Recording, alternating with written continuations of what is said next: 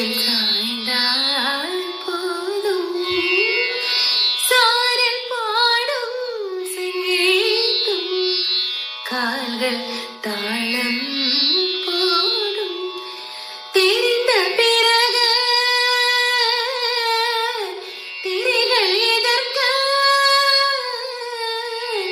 நனைந்த பிறகு நாணம் எதற்க மார்பில் சாயும் போது திங்கள் வந்து